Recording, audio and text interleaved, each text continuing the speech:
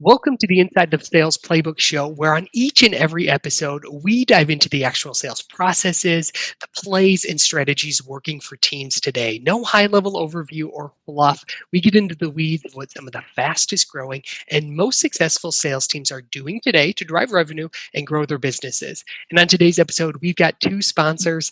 Our first sponsor is SalesKit. SalesKit helps take the guesswork out of scaling your sales knowledge all on one great platform. No longer do you have to have your sales knowledge trapped in Dropbox folders and Google Drive. SalesKit makes it easier than ever for your team to access the knowledge that actually works. And you can sign up for a free trial at getsaleskit.com. And we're also sponsored by my book, Raise Your Standards, the definitive guide to building seven-figure sales. You can get a free copy of this book to help grow your sales, whether you're an entrepreneur, a sales leader, or a sales contributor at getsaleskit.com/book. I'm your host, Mark Evans, and today I'm here with a really fun guy. We've already had a lot of fun in our conversation before. A really successful entrepreneur. His name's Ted Miracco. Ted has co-founded Cylynt, and this isn't his first rodeo. He also has successfully started and sold another business. Cylynt's mission is using technology to combat software piracy and intellectual property theft. And I know this is a hot topic, especially now. So, like I mentioned before, he successfully found and eventually sold his last company to National Instrument, which is a huge name in the industry as well. So, Ted, welcome to the show. Thank you, Mark. It's a pleasure to be here, and very, very excited to continue our conversation about sales strategies, and what works, what doesn't work, and everything else. Awesome. Well, I'm really excited to dive in here too, Ted. Ted and I share some commonalities too. We both like being outside and active with triathlons and running as well. But let's kind of skip that, Ted. And how about you let the listeners know what is Cylynt and how do you help your clients achieve their mission? Okay, great. Yeah. So I think a lot of the listeners are probably aware of software piracy and any kind of intellectual property theft. It's certainly been in the headlines over the years. Industrial espionage is also in the headlines right now with this data breach. What we try to do is provide the technology to help companies gain the upper hand on people that are using their software without proper licensing. They are either inadvertently overusing the applications, or they are deliberately using counterfeit licenses. And the way that I got into this is that, with my previous company, we were developing very valuable computer-aided design technology that was used for designing semiconductors, the kind of chips that go into your cell phones and go into defense electronics applications. And we were really having trouble growing the sales. And one of the things we discovered when we were trying to figure out why our sales weren't growing, particularly in the Asia Pacific area, which was supposed to be the big dominant market. You would think there'd be plenty of opportunity there. Yeah. Yeah. We were doing fairly well in North America, and we were doing really well in Europe, but we were struggling in the Asia Pacific region. And we would do seminars, we would do trainings, we would do these events, and people would show up and they'd be like, "We love your software, we love it, we use it."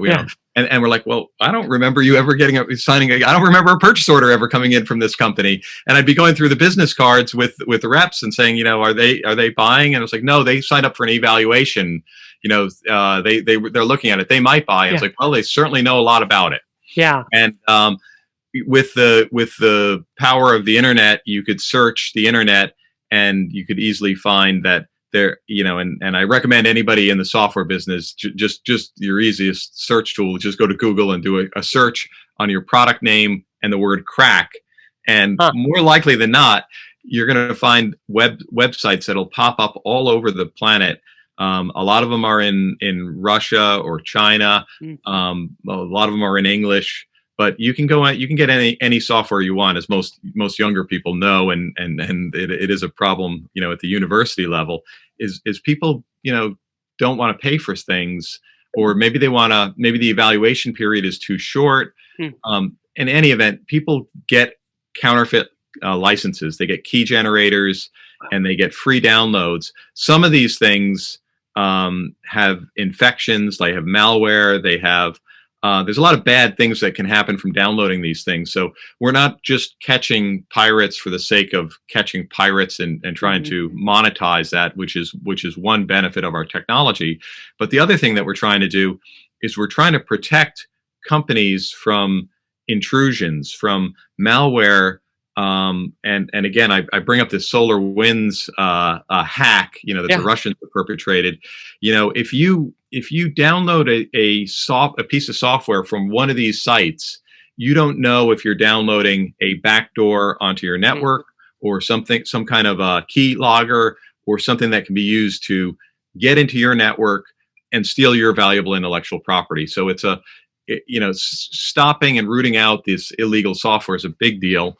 It's a big problem for the users of it, and it's a big problem for the people who are developing and investing years in developing this technology. So, making a long story longer, with my previous company, we had this huge problem, and we solved it, and we came up with technology to address it, and we became very good at it.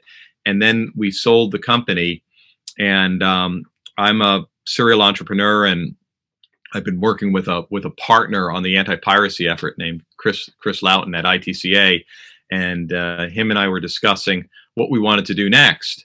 And we felt that there was a real opportunity for combining some of my knowledge and his knowledge, and starting a company to teach others to really provide the technology so that other companies could protect their software IP, and they could use the techniques and the skills that we had developed to find out who's using the illegal copies, and then engage them in a sales process or a legalization process to get them to acknowledge that they're using a crack license, eliminate it from their network so that they eliminate the threat, and to procure legitimate software licenses so that they could true up and become a good customer. And we found that was a very worthwhile effort. And a lot of companies have compliance groups, but a lot of them are not using the technology that we provide, which can really drive sales and drive customer success and really drive good relationships with your clients. So that's how I got into it. Wow, there's so much to unpack there. And I mean, kind of one of the first things that comes to my mind. So do most companies download this illegal software, like knowingly doing so? Or is it just like sophisticated phishing schemes that somehow get into their inbox and they accidentally download it? Yeah. So it's a great question. There are about 4 different kind of use cases that we've identified, and one of them is the accidental crack user, and that is more common than you might think. So, and I remember a presentation I attended given by Adobe. They were talking about crack use of Photoshop, and this was a few years back. But at one point in time, if you went and you just looked for a copy of Photoshop, 8 of the top 10 websites that would pop up to provide you with a copy were actually providing crack copies. Wow. And they were disguised as legitimate. It was like, everybody's shopping online, especially now, and you're looking for the lowest price. And if you go to the Adobe website, maybe you'd see, the price is X. And then you start to say, well, I wonder if there's a better deal out there. And then you find these websites that say, oh, we're selling a student edition. We're selling something that's lower price. You put in your credit card, you buy it, you download it, you install it, and you think you're using a legitimate copy, but you've just bought a illegal copy, and the person who's running the website is getting rich off of other people's intellectual property. And Adobe in this case isn't getting a penny.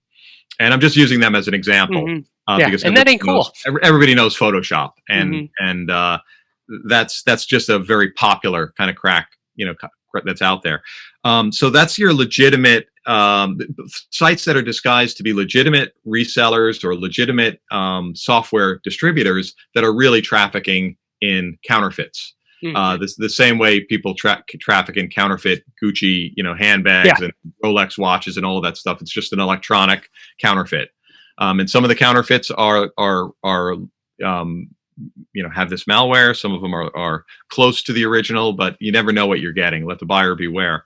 Another use model that you see is, and you see this a lot, in China, is that there are companies that their competitive advantage is that they don't pay for software. So Huh. we see this a lot in the automotive industry and in the semiconductor industry, is that if you're designing an automobile and you're trying to compete with, with BMW or Mhm. Tesla or Ford or any of these people, a lot of the design engineers are equipped with hundreds of thousands of dollars worth of the leading edge design tools, these Yeah. CAD tools that Yep. can do stress analysis and thermal analysis and mechanical analysis. And you use these to design a digital twin of the car, and it costs a lot of money. So Mhm. China's got a thriving automotive industry, and they may have a few legitimate licenses, but in a lot of cases, they'll buy one or two legitimate licenses,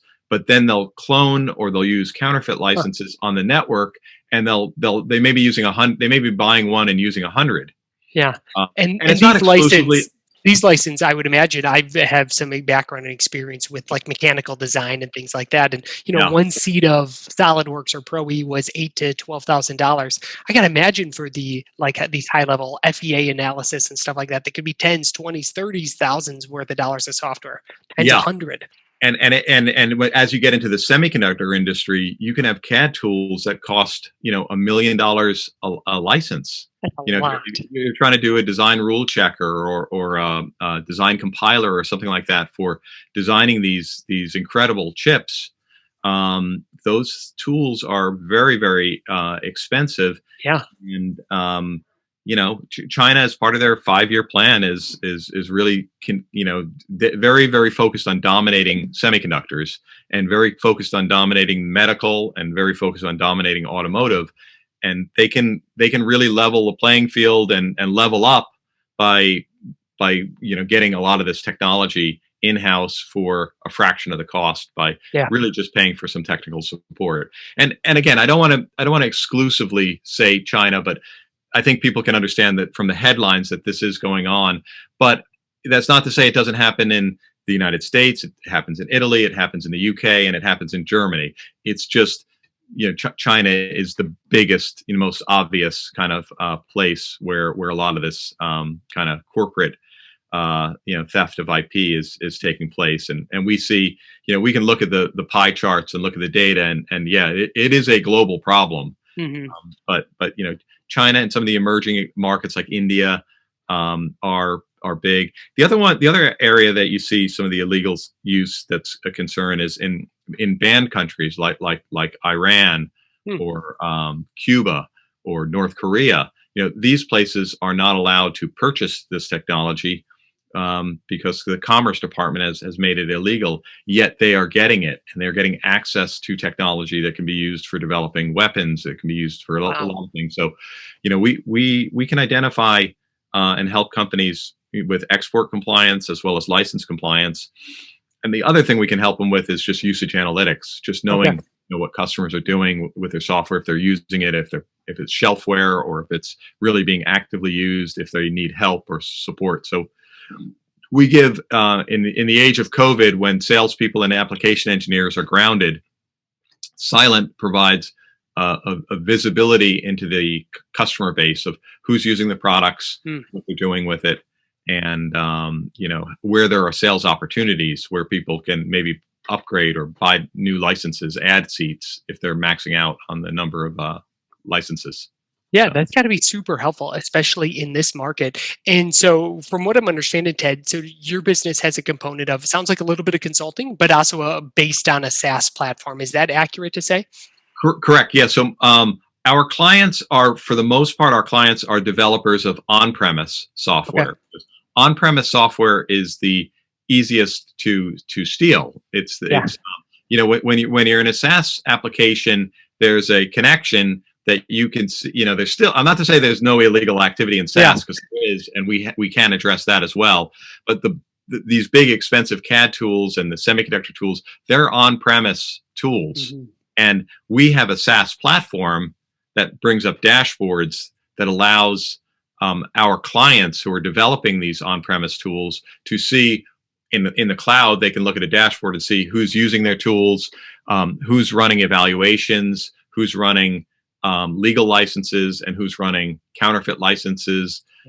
We also can track things like educational license misuse. Mm, So okay. again, you want to get Yeah. a student copy to learn how to use, let's say AutoCAD or something like that, and you're trying to learn it, learn the tool, but then you start a company and you start doing commercial work with the student edition. That's a violation of the licensing terms. Yep. You're supposed to use it for non-commercial educational use, and these kind of non-compliant use of software is something that we provide a window into, and the visibility for the developers to correct, and screw up, their user community. Yeah. Now, I'm really curious, Ted, because there could be listeners out there that it sounds like your product is not an easy one to like really grasp, right? I understand it in concept, but I got to imagine that there's a lot of nuance with your product and with the services that you offer. So I think this could be really valuable for the audience because we do have listeners out there, as well as leaders of companies who sell a very complex product like yours. Walk us through how you've created your sales environment and your sales process to really help take it from this nuanced product to something where people understand it, right, and can actually make a decision on it. You bring up a great question, and I have to be honest with you, we haven't figured out exactly how to scale it and how to get the message out, because You're a work in progress, it sounds like. Absolutely, Aren't we all? Yeah. Yeah, it is it is a complicated problem, and the solution isn't that easy, to grasp. It isn't that easy to even comprehend that there is a solution to it. Most of the time when we reach out to customers and we say, hey, we alert them to the fact that, hey, do you know your software is, being pirated? They all say, yes, we know that. Huh, really? We're aware of it, but they're not aware that there's a solution to it. So they understand that, hey, this is an issue. This is something that they're experiencing, but they have no idea. They haven't even done the research to see, all right, how could we even change this? Is that fair to say? Yeah. It's not our solution is the way I describe it from a selling perspective is it's conceptual selling. Is you're selling somebody on something that they didn't know that they needed, or they didn't know that they wanted, because they don't know that a solution exists to the problem. There's certain until you can kind of open their eyes to the fact that other people are deploying this technology and generating significant, revenue. People aren't out doing Google searches for us unless they've heard about us from somebody else, another satisfied client. Yeah, they're not. People ask a lot of times, like, what category do you fit into? Well, we kind of are in a lot of different categories. We're not in a very well-defined space like an Oracle or an SAP, that are in this database market, and there's a list of competitors and known suppliers. There is no real known category of there are different approaches to anti-piracy, but we have a unique approach. Yeah, it really sounds like it. So walk me through then, Ted. How do you guys go about generating your leads, your appointments, how do you create awareness for a product like this? I was looking at your website and you've got some great lead magnets and PDFs, some really great material that, man, if I'm having that issue, like finding that is probably like a nugget of gold here. But walk us through, how do you create awareness? How do you, walk us through your sales cycle. Yeah, so we had to develop it kind of from scratch, but the way we developed our sales process was, if you go out and you look for pirated software, you will find it. Really? Okay. You'll find a lot of it. So one of the first things that we did was we became kind of experts in finding all of the marketplaces that are selling illegal goods. Genius. Makes a ton of sense. Yeah.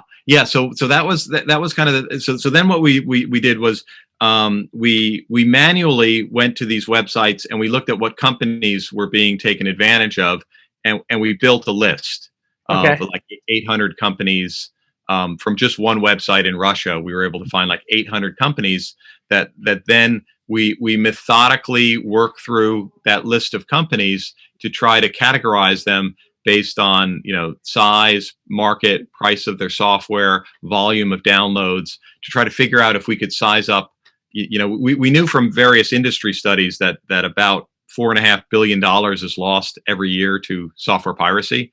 Wow.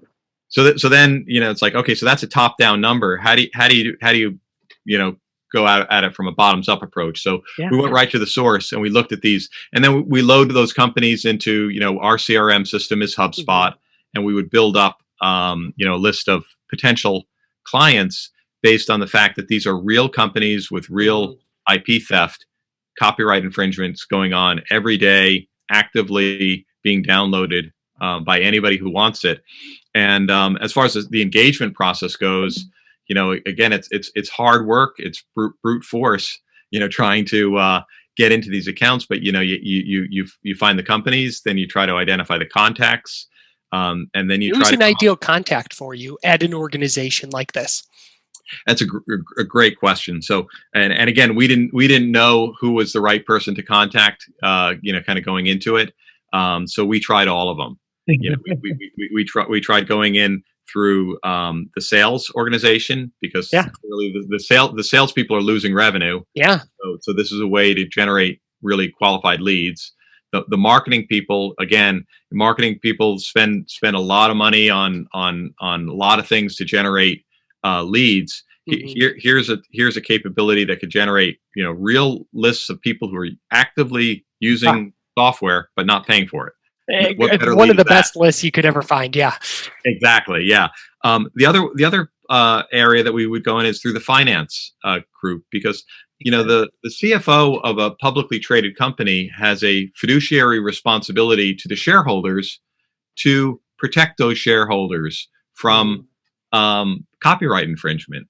So sometimes the salespeople and the marketing people are too busy to take a call or not interested in unsolicited emails. But the finance person or the general counsel, you're going through the finance or the legal side of the company, they need to take if you send them information that says, look, we know about IP theft and we have evidence, that can be something that will get their attention. And we face the same challenge that everybody else does. Is we're trying to get the messaging out there that's going to get somebody's attention and generate a response. So we've tried all different areas, but a decision to use a technology like Cylynt is a complex sale, and you need to get buy-in from R&D, from marketing, from sales, from legal, and from finance. So you're dealing with a complex sale, and one person might answer an email or do a response, but ultimately you're going to have to check all of those boxes to get into the end zone, and make them a client. What's a typical sales cycle for you, Ted? It's painfully long. When you consider the list of people that needs to sign off on it, it's very long, because everybody has to say yes, but any one person of that list could say no. Yep. And we get a lot of no's from different areas, and then you have to handle the objections that come from different areas. So, for example, the R&D group can get very proprietary about what goes into their product, and they might not want to work with a third party. They might think that they can. They might like the pitch, but say, "Hey, we can do this ourselves." Yeah. That dreaded, we can design it. That they can't. Yeah. But the R&D team is like, this is what we do. We're software developers. Let us build our own solution. And sometimes that would happen. Then you have legal objections, and GDPR is something that's GDPR is a 4-letter word to a lot of people, but for us, it's actually been a positive in that prior to and I'm talking about the General Data Protection Regulation. Yep. On data privacy, because we are collecting data, frequently can be characterized as personal data. The legal group can object to that and say, look, we don't have the rights to do this or that. But GDPR has made it very clear how to do this correctly. And that's part of our value proposition is we understand data privacy and we understand data security really well. And we can work with a client to make sure that what they do is compliant with the various, legislation that's out there. And GDPR is just one flavor of data privacy. Yeah. You have China has its own law, Russia has its own law, California has its own law, the California Consumer Privacy Act, and who knows how many flavors of laws we could get in the U.S. that are derivatives of either GDPR or CCPA. So whatever you do in terms of the anti-piracy effort, you also need to think about from a longevity perspective. You need to think about new data legislation, new rules to comply with, and somebody has to keep track of all of that. So the sales cycle for us is 6 months, typically, or longer. Okay, and it sounds like a lot of different touch points with that. But yeah, it seems like you guys are making some really good progress and making really good inroads. There's a really compelling argument, especially with a $4 billion industry that's at least known, right? That could even just be the tip of the iceberg. Who knows what else is out there? So a really exciting market. And it sounds like you guys are really dialing in or starting to dial in your sales process. So very, very cool. Well, Ted, this is where I want to close out. Let's close out with the final 5. So these are 5 rapid fire questions that I'll ask, and you give us your best answer to. How does that sound? That sounds great. All right, let's get started here. Your favorite business-related movie? Oh, God, I would have to say Glengarry Glen Ross. Glengarry Glen Ross, a classic there. And a favorite sales book? I would say Hope is Not a Strategy. Do you remember who the author is of that? I could look it up for you, but I don't. That's okay. I'll connect off the top of my head. But it is a great book. I've read a lot of them. Spin Selling, I would give honorable mention. Hope is Not a Strategy, I think is just a little bit more to the point than Spin Selling, but similar concepts in both of them. Yeah, I really like Spin Selling. Haven't read Hope is Not a Strategy yet, but I'll have to get on that. What do you know now, Ted, that you wish you would have known after you first, graduated Carnegie Mellon and then first got into a business development and a sales role? That is a great question. I think one of the things that I have learned over my career is the real importance of the work life balance. And I think like most entrepreneurs, I'm a workaholic, and I can get my head down and sit down at my computer and go 12 hours without eating sometimes, and that's not good work. That is not the best 12 hours that I can give to the company. When I take the time to really focus on doing things right, nutrition, exercise, nature, get out on the mountain bike if you can, in the middle of the day, you come back and you have inspired thoughts and you solve problems more effectively than just head down. And you need to do both when you're an entrepreneur. But I do find that, and I find this also with my co-founder and partner, is that sometimes we get so caught up in the day-to-day that we're not seeing the big picture and the new ideas. And we both comment that, like, when either one of us manages to get away on a vacation, which is harder and harder to do these days. So that vacation time, that time out there, can really lead to inspiration. So that's not a short answer, but it's an important one. No, that's a good one. I really like that. And I think there's a lot of people that could definitely hear that, especially after the year we just had and going into 21. I really like that. Question number 4, Ted. What's your favorite purchase of 2020, or it could even be 2021 here? It can be business or personal, under $100. Ooh, that's a tough one. Under $100, best business.